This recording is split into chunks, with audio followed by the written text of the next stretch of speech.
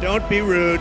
You are fake news. And we had the most beautiful piece of chocolate cake that you've ever seen. Does that make sense?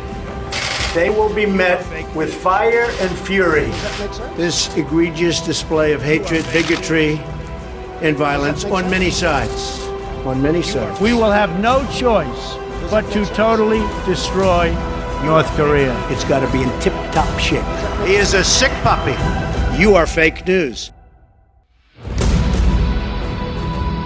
Bienvenue dans Trump 2020, un podcast qui vous est proposé par Slate, l'IFRI et TTSO et dans lequel, chaque semaine, nous allons recevoir Laurence Nardon, qui est responsable du programme Amérique du Nord à l'IFRI, pour étudier la campagne américaine et en particulier, pour commencer, celle de Trump. Bonjour Laurence. Bonjour. Alors Laurence, commençons par le commencement. Hier, le président Trump a lancé devant 20 000 personnes à Orlando sa campagne pour la réélection. Il a martelé, bien entendu, son bilan économique. Il l'a présenté comme le best ever, le meilleur bilan économique jamais enregistré par un président américain. Il est revenu sur ses thèmes de prédilection, le mur, Hillary Clinton, étonnamment. Mais ce qu'on sait a priori, c'est que pour l'instant, le président conserve une base d'avis favorable d'environ 40 à 45%.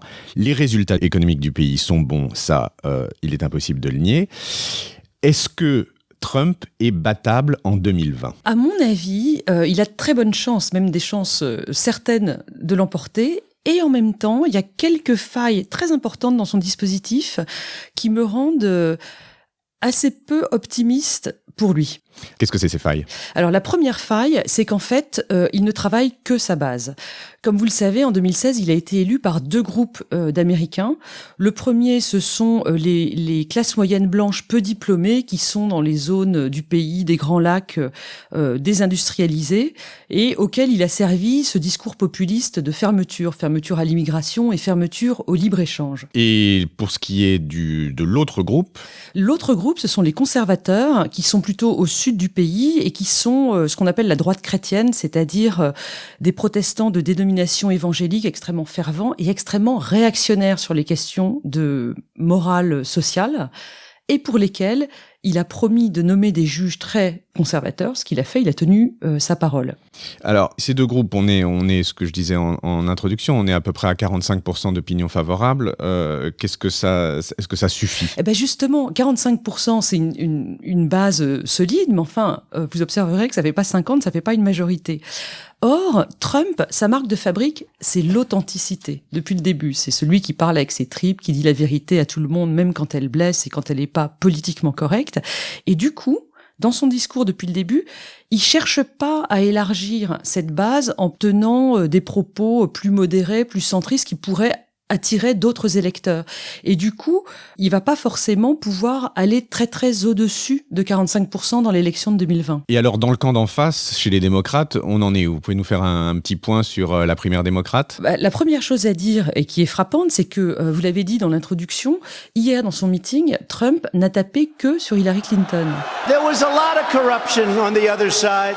If you want to know how the system is rigged, just compare how they came after us for 3 years with everything they have versus the free pass they gave to Hillary and her aides after they set up an illegal server, destroyed evidence, deleted and acid-washed 33,000 emails, exposed classified information, and turned the State Department into a pay-for-play cash machine. 33,000 emails deleted, think of it! S'il fait ça, c'est parce que dans le camp démocrate à l'heure actuelle, il n'y a pas moins de 23 candidats dans la primaire. Et donc, je suppose que Trump ne voulait pas isoler l'un de ses candidats en tapant dessus et lui faire du coup une publicité peut-être décisive. Mais en même temps, même si le Parti démocrate aujourd'hui n'a pas de candidat évident et surtout aucune ligne idéologique claire, ils ont quand même bénéficié d'une énorme mobilisation de l'électorat démocrate. Une mobilisation très largement anti-Trump en réalité. Si on prend les élections de mi-mandat qui ont lieu en novembre dernier, traditionnellement, les élections de mi-mandat, il n'y a pas beaucoup d'électeurs qui se déplacent parce que c'est pas très intéressant dans la vie politique du pays. Si on prend celle de 2014, donc les précédentes, sous Obama, il y avait eu 36 millions d'électeurs démocrates qui s'étaient déplacés. Cette fois-ci, en 2018, il y en a eu 61 millions, c'est-à-dire une hausse de 70%. Et donc, moi, je pense que en novembre 2020, il y aura une énorme mobilisation du camp démocrate contre Trump. Donc, si on se résume, un président qui reste campé sur ses messages de base, qui, à propos de base, n'élargit pas la sienne, mais qui fait face à une opposition surmobilisée. J'ai tout compris ? Oui, exactement. Ok, mais alors, si on revient sur le message central de la campagne de Trump telle qu'elle s'annonce, son bilan économique. Quand il dit qu'il a le meilleur bilan économique ever pour un président américain, est-ce qu'il a raison ? Alors, ever, je ne sais pas, mais en tout cas, oui, les chiffres de l'économie sont très bons. Il y a une croissance de 3,2%, un chômage qui est à 3,6%, vraiment des chiffres excellents, même si les calculs américains sont pas exactement les mêmes que les nôtres, mais quand même. Et puis surtout, il y a le miracle de la remontée des bas salaires, quelque chose qu'on attendait depuis 2008, que Obama n'avait pas réussi à faire. À l'heure actuelle, on est au 9e mois de hausse du salaire horaire moyen de plus de 3% par mois. Ce qui est vraiment significatif et qui va vraiment aider Trump dans sa campagne. Je vois pas très bien ce que Biden pourra répondre à ce genre de propos de la part du président. Alors c'est gagné ? Et non, quand même pas, parce que on observe à l'heure actuelle des sondages extrêmement mauvais pour Trump dans ces fameux États dans lesquels l'électorat a perdu son emploi et est inquiet pour l'avenir. Je parlais notamment de la Pennsylvanie et du Wisconsin où à l'heure actuelle Biden mène Trump par plus de 10 points dans les sondages. Et donc peut-être que ce message économique ne sera pas suffisant pour faire gagner Trump dans ces États. Et l'autre nuage à l'horizon, ce sont bien entendu les affaires. Un vent mauvais souffle sur Donald Trump.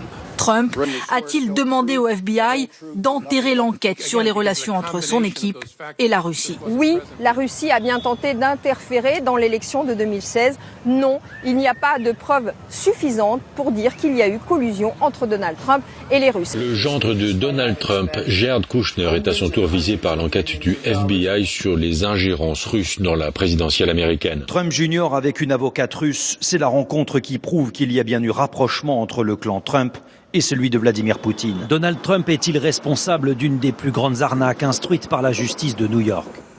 C'est vraiment le dernier point noir pour Trump. Alors, on est sorti de l'affaire Mueller, mais pas complètement, puisque si elle a conclu qu'il n'y avait pas eu de collusion avec la Russie, il y a quand même des soupçons d'obstruction à la justice qui auraient été accomplis par le président. Donc ça, c'est un problème. Et puis, il y a aussi toutes les affaires liées au business. Alors, à la fois le business de Trump dans le cadre de la Trump Organization, mais aussi le business de Jared Kushner, son gendre, qui a lui aussi des compagnies immobilières qui sont accusées de conflits d'intérêts, voire de corruption. Et donc ça, c'est une sorte d'épée de Damoclès sur le président, puisque la justice américaine suit son cours et lentement mais sûrement aboutira à certainement des procès. Au final, un pronostic, Laurence. Alors le pronostic, c'est toujours très compliqué pour un chercheur, mais enfin, je me lance. J'ai envie de dire aujourd'hui, avec les éléments qu'on a, que Trump n'est vraiment pas sûr d'être réélu. Parce que souvenez-vous de 2016, en fait, ce qui s'est passé, c'est qu'il y a eu un alignement des planètes complètement incroyable, avec un certain nombre d'États qui ont basculé avec des marges extrêmement fines du côté de Trump, garantissant sa victoire. Et en même temps, on était tous stupéfaits parce que Trump avait perdu le vote populaire. Il a eu 63 millions de bulletins, alors que Hillary Clinton en avait quasiment 66. Il faut quand même se souvenir de ça.